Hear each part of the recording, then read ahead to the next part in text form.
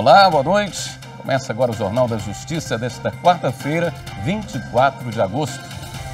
O plenário do Supremo Tribunal Federal começa a julgar se União, Estados e municípios têm legitimidade para propor ação por improbidade administrativa. Esses são os destaques da edição de hoje. E você vai ver também. Supremo derruba a lei do Distrito Federal que exige divulgação de prestação de contas de contribuição sindical. Ministro do Tribunal Superior Eleitoral determina que TV pública e redes sociais excluam vídeo em que o presidente da República faz ataques à urna eletrônica. E ainda, Conselho Nacional de Justiça premia magistrados que se destacaram em decisões voltadas à proteção ambiental.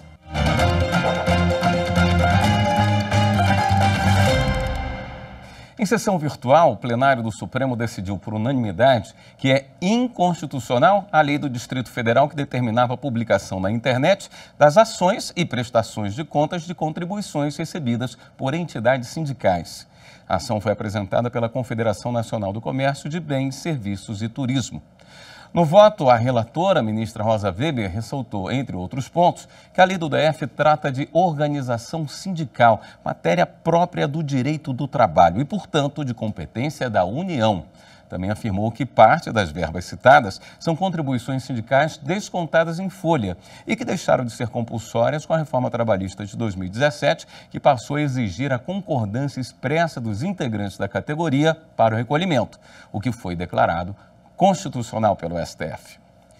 E em julgamento no plenário físico, nesta quarta-feira, os ministros do STF começaram a julgar se União, Estados e municípios têm legitimidade para propor ação por improbidade administrativa. Em outubro do ano passado, entrou em vigor a nova Lei de Improbidade Administrativa, que alterou dispositivos da lei criada em 1992. Uma das mudanças estabeleceu que apenas o Ministério Público tivesse legitimidade para acionar a Justiça em casos de ações civis de improbidade administrativa, excluindo a Advocacia Geral da União e outros entes públicos federais, estaduais e municipais. A Associação Nacional dos Procuradores dos Estados e do Distrito Federal e a Associação Nacional dos Advogados Públicos Federais entraram com ações no Supremo questionando dispositivos dessa nova lei. As entidades alegam que a norma retirou da União, do Distrito Federal, dos estados e dos municípios a possibilidade de propor ação por improbidade.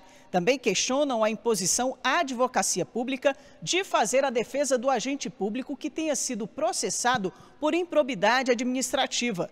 Em fevereiro, o relator das ADIs, ministro Alexandre de Moraes, concedeu liminar a favor das associações. A questão foi levada a plenário. O presidente da ANAP, Vicente Braga, alegou que a nova lei trouxe um retrocesso com a mudança.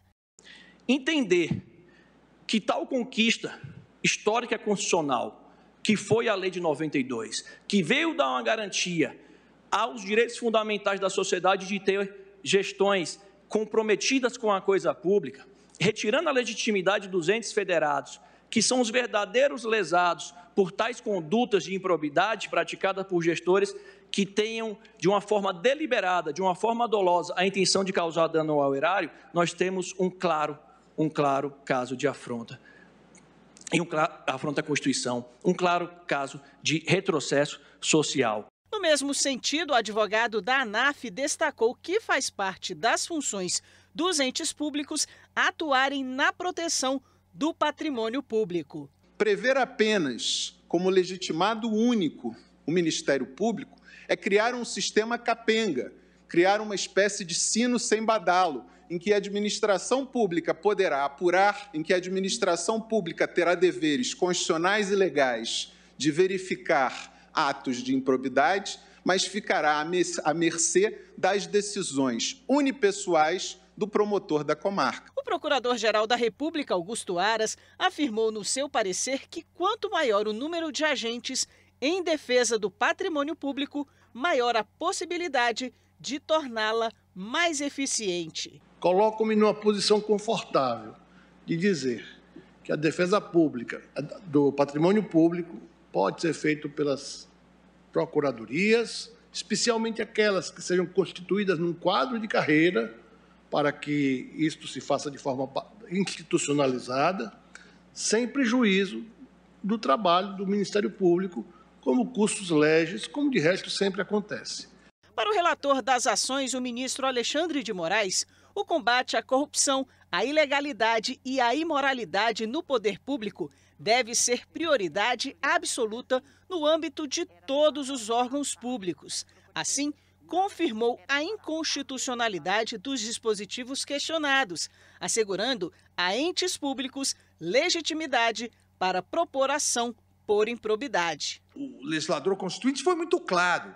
Ministério Público, pela primeira vez você terá privatividade da ação penal. Mais do que isso, você poderá combater a improbidade administrativa, poderá defender o patrimônio público e social, poderá defender o meio ambiente e outros interesses difusos e coletivos por meio da ação civil, só que, nesse caso, a sua legitimação não impede a de terceiros nos termos da lei. Em outras palavras, não é privativa. Essa sessão terminou há pouco. Nós vamos falar ao vivo com a repórter Marta Ferreira, que acompanhou a sessão e tem mais informações para a gente. Oi, Marta, boa noite. Boa noite, William. Boa noite a todos. Na sequência da sessão, o ministro André Mendonça apresentou o voto dele, acompanhando integralmente o voto do relator, o ministro Alexandre de Moraes, assegurando assim a entes públicos legitimidade para propor ações de improbidade administrativa. Mendonça destacou ainda que o monopólio produz improdutividade, ineficiência e incrementa a corrupção e que essa pluralidade institucional permite a correção de eventuais arbitrariedades. Depois do voto do ministro André Mendonça, a sessão foi suspensa e será retomada amanhã com o voto dos demais ministros. William. Obrigado, Marta. E ainda na sessão plenária de hoje, o Supremo elegeu a ministra Carmen Lúcia para atuar como ministra titular do Tribunal Superior Eleitoral. Ela vai ocupar a vaga deixada pelo ministro Edson Fachin. O TSE é composto por, no mínimo, 7 ministros. 3 são originários do STF, 2 do Superior Tribunal de Justiça e 2 são representantes da classe dos juristas. Para cada ministro efetivo, há um ministro substituto. E o ministro do TSE, Mauro Campbell Marques, corregedor-geral da Justiça Eleitoral, determinou que empresas de comunicação e de redes sociais retirem do ar o vídeo da reunião do presidente Jair Bolsonaro com embaixadores no Palácio da Alvorada, quando ele fez ataques às urnas eletrônicas. O ministro do TSE, Mauro Campbell Marques, atendeu a um pedido feito pelo PDT em uma ação.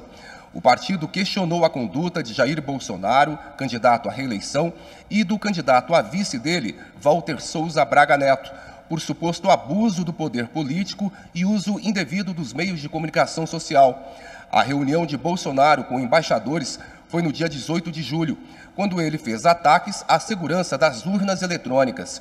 Segundo Campbell, há risco evidente de danos irreversíveis ao processo eleitoral em relação à confiabilidade devido à disseminação de informações falsas sobre o sistema de votação e totalização de votos, adotado há mais de 20 anos pelo TSE. Campbell ressaltou que o discurso do presidente com dados falsos já foi desmentido pelo TSE e vários órgãos oficiais. O ministro determinou que o Facebook, Instagram, Google e a empresa Brasil de Comunicação, EBC, retirem das mídias sociais qualquer conteúdo que reproduza o discurso.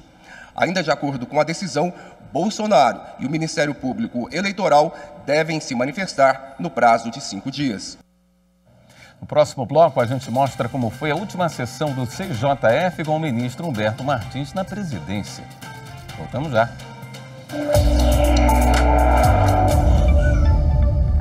20 anos de TV Justiça e quem ganha o presente somos nós brasileiros. Os cidadãos que têm acesso a conhecimento jurídico sem o juridiquês, numa linguagem fácil, acessível, para conhecimento de todos os seus direitos.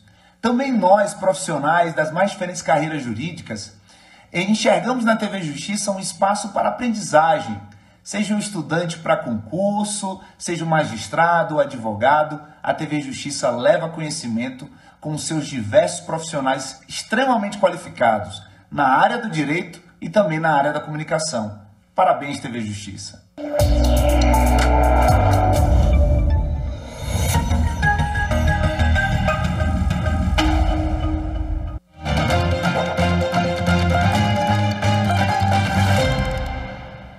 O ministro Humberto Martins comandou a última sessão como presidente do Conselho da Justiça Federal.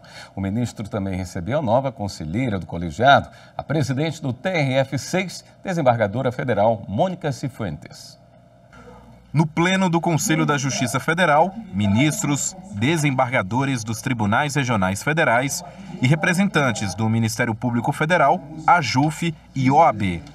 Todos na última sessão dos ministros Humberto Martins e Jorge Mussi como presidente e vice-presidente do CJF. Com muito gosto, eu quero sair no fim da linha, porque eu adoro este conselho e adoro a Justiça Federal. Até digo que a Justiça Federal hoje também é meu bem-querer.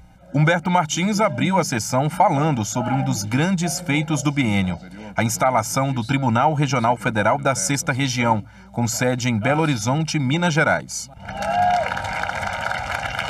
Depois de 88, nós tivemos o primeiro Tribunal Regional Federal com compulsão completa. O Conselho da Justiça Federal recepcionou a nova conselheira do colegiado, a presidente do Tribunal Regional Federal da 6ª Região, desembargadora federal Mônica Cifuentes, eleita por aclamação e empossada a primeira composição do tribunal para o biênio 2022-2024. Em seu primeiro discurso como conselheira, Mônica expressou sua emoção com a oportunidade de compor o pleno e agradeceu a recepção, bem como o apoio do Conselho para a estruturação e criação do TRF6, que hoje é uma realidade para Minas Gerais. Creio que há um grande desafio pela frente, que é a construção de um tribunal totalmente novo. Esses 2 primeiros anos serão extremamente difíceis para nós e nós vamos precisar, então, do apoio, da compreensão, do auxílio de todos. Na sessão foi apresentado o primeiro módulo do Sistema Eletrônico de Recursos Humanos em toda a Justiça Federal. Em seguida, Humberto Martins julgou 7 processos. Entre eles foram aprovados a proposta de resolução que dispõe sobre a instituição do Sistema de Mapeamento da Justiça Federal, o SISMAPA, e a indicação da juíza federal Lilian Oliveira da Costa Tourinho para compor a Turma Nacional de Uniformização dos Juizados Especiais Federais. Encerrada a pauta de julgamento, cada um dos membros do Conselho da Justiça Federal agradeceu a Humberto Martins e Jorge Mussi. Reiterar o reconhecimento ao padrão e à eficiência de Vossa Excelência na condução dos trabalhos. Com certeza, as iniciativas e realizações em prol da Justiça Federal Brasileira ficarão registradas e perenizadas nos anais da Justiça Federal Brasileira e do Judiciário. A reboque do otimismo vieram os resultados.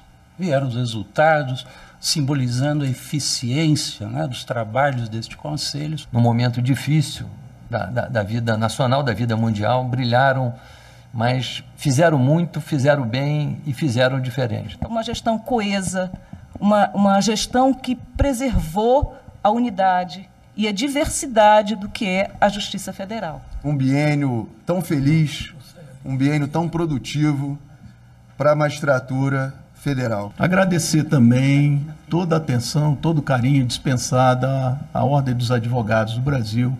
Durante a solenidade, os ministros Humberto Martins e Jorge Mussi receberam do CJF e também da Associação dos Juízes Federais do Brasil, a AJUF, placas em homenagem ao trabalho desempenhado. O vice-presidente do CJF, ministro Jorge Mussi, relembrou os feitos durante o biênio e agradeceu pelo trabalho de todos os integrantes. Nesses últimos 2 anos, trabalhamos com afinco para construir uma nova história para a Justiça Federal. E tenho certeza de estarmos deixando um legado de inovação para as próximas gestões. Ao encerrar a sessão, o ministro Humberto Martins destacou o empenho dos magistrados, servidores do Ministério Público e membros da advocacia para o sucesso dos resultados alcançados na prestação jurisdicional do Conselho. Trabalhamos com uma gestão participativa, agregadora, com um programa Fale com o Presidente. Trabalhamos lado a lado com a jurisdição e com a população brasileira. Os magistrados encerram os mandatos à frente do CJF e do STJ no dia 25 de agosto, quando serão empossados os ministros do STJ, Maria Tereza Assis Moura, no cargo de presidente, e Og Fernandes, na vice-presidência. Em celebração ao bicentenário da independência, no próximo 7 de setembro, foi lançado no Espaço Cultural do STJ o livro O Poder Judiciário e o Direito na Atualidade, estudos em homenagem aos 200 anos de independência do Brasil. Independência ou morte? O grito foi dado por Dom Pedro I às margens do rio Ipiranga, em São Paulo, no ano de 1822. Com a independência do Brasil, o país se transformou em uma monarquia e, anos depois, passou a ser república, sistema que funciona até os dias atuais. Esse importante marco histórico inspirou a obra lançada no STJ, que propõe uma reflexão sobre a trajetória do sistema de justiça brasileiro ao longo da história. O presidente do Superior Tribunal de Justiça e do Conselho da Justiça Federal, ministro Humberto Martins, foi o coordenador da obra. Nesses 200 anos, o judiciário cresceu e muito. Hoje nós julgamos mais de 200 milhões de processos, ou seja, é um judiciário que dá resposta aos interesses da sociedade. Por isso que eu sempre destaco, de mãos dadas, magistratura e cidadania. A obra teve o apoio da Associação dos Juízes Federais do Brasil, a AJUF. É contar a história do Brasil, nesse período mais moderno, judiciário avançando cada vez mais, hoje com uma outra figura, uma atuação muito mais presente na sociedade. O prefácio foi assinado pelo ex-presidente da AJUF, o juiz federal Eduardo André Brandão. A obra ela traz uma realidade do Brasil, destacando a independência desses 200 anos de independência do Brasil e mostrando a importância, a força do judiciário todo esse processo. O livro, de 438 páginas, contém 32 capítulos escritos por acadêmicos, juristas, magistrados e ministros do STJ e de outros tribunais superiores. Além de compartilhar conhecimento, os autores fizeram uma análise da história do país. O ministro Reinaldo Soares da Fonseca está entre os 12 magistrados do Tribunal da Cidadania que contribuíram com a obra. O meu artigo é sobre a jurisprudência interamericana, vindo da Corte Internacional de Direitos Humanos.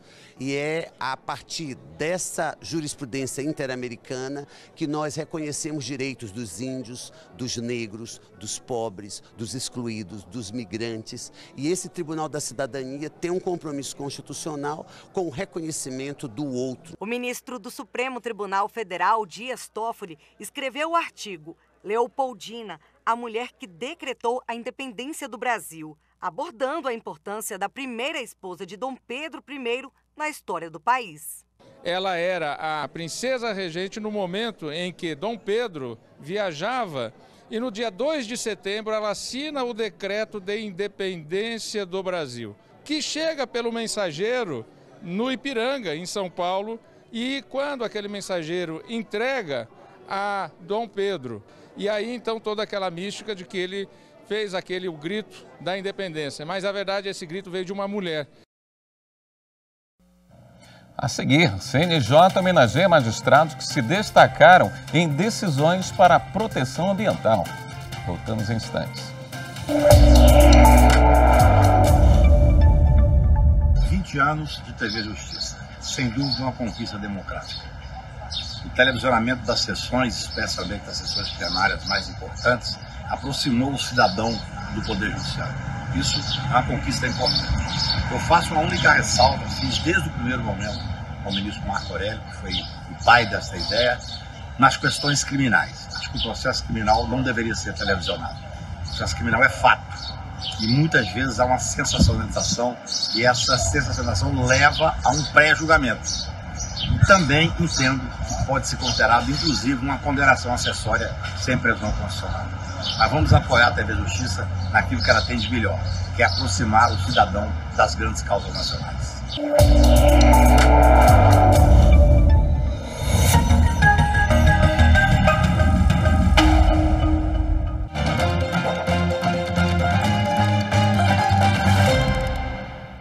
Uma equipe do Tribunal Superior Eleitoral foi a Bela Vista do Maranhão acompanhar um treinamento de mesários. Os técnicos observaram a forma como as instruções têm sido repassadas, principalmente em relação às novidades das eleições deste ano. Janaína mora em Bela Vista do Maranhão, a cerca de 250 quilômetros de São Luís, capital maranhense. Mesária voluntária, ela assistiu ao treinamento para as eleições de outubro. Foi bem esclarecedor, né? Deu para tirar bastante aproveitamento, né? Deu para tirar todas as dúvidas, creio, não só eu, mas como meus colegas, todas as dúvidas que ainda tínhamos com as outras eleições. Com a maior facilidade do mundo, ela veio para ajudar mesmo, para facilitar mesmo o eleitor. Ao todo, 140 mesárias e mesários de Bela Vista participaram da atividade.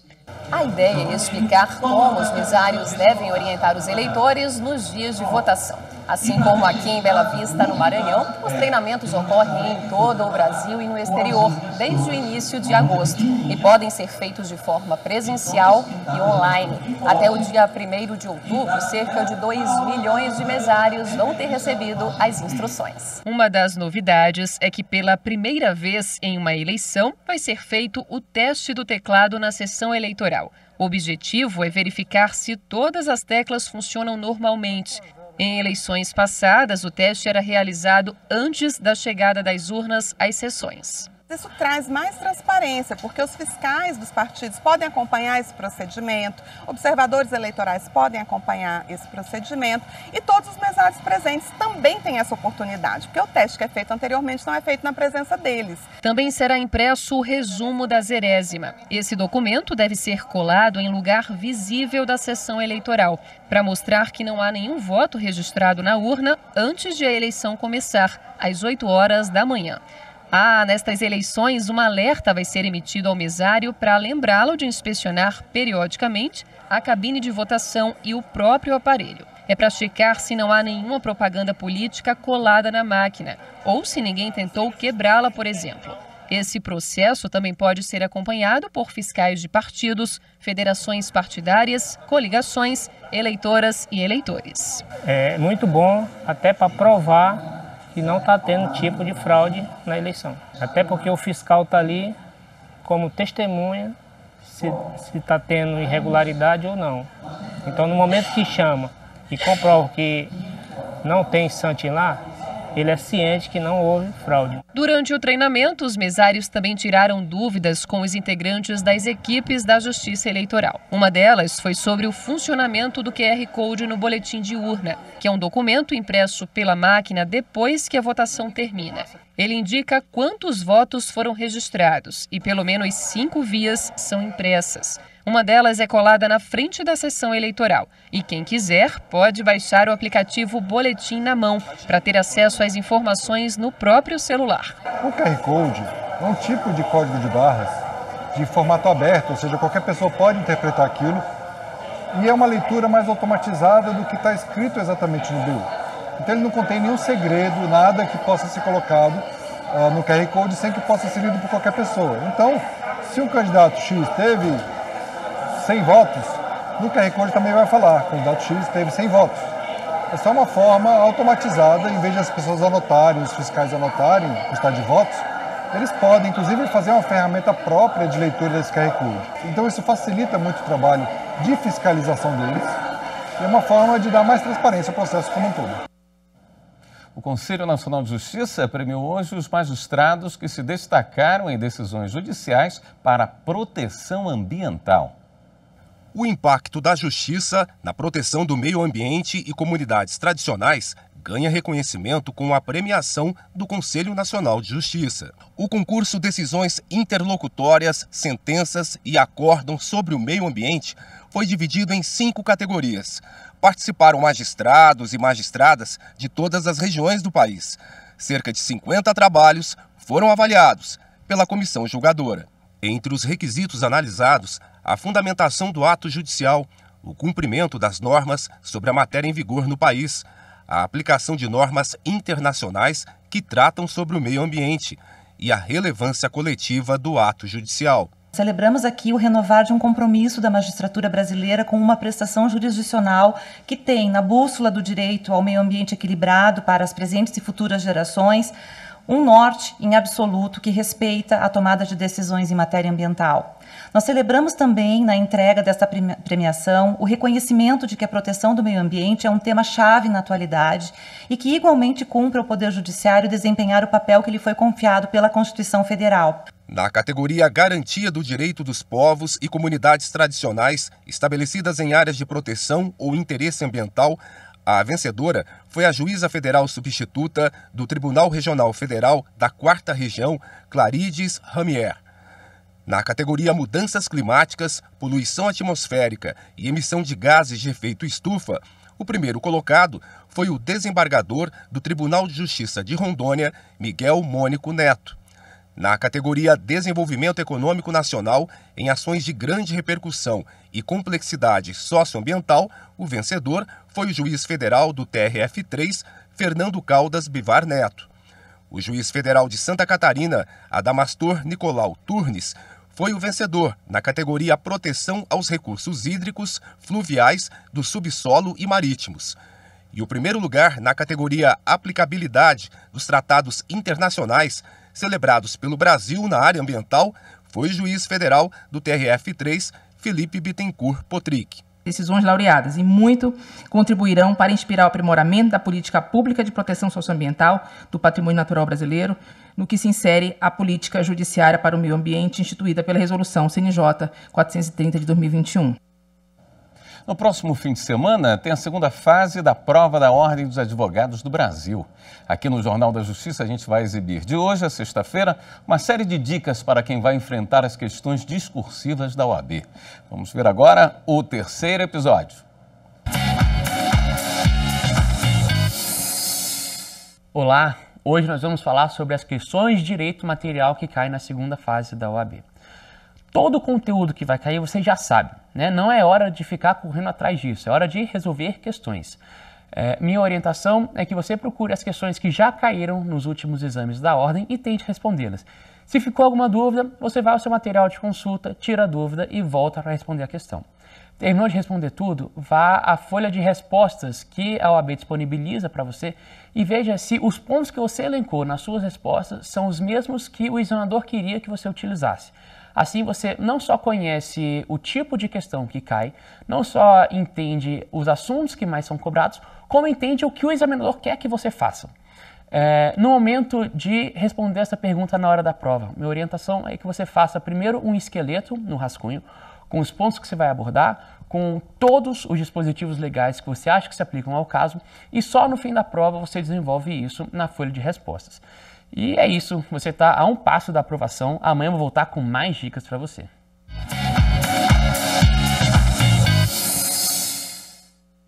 Esta edição do Jornal da Justiça fica por aqui. Uma boa noite para você. Até amanhã.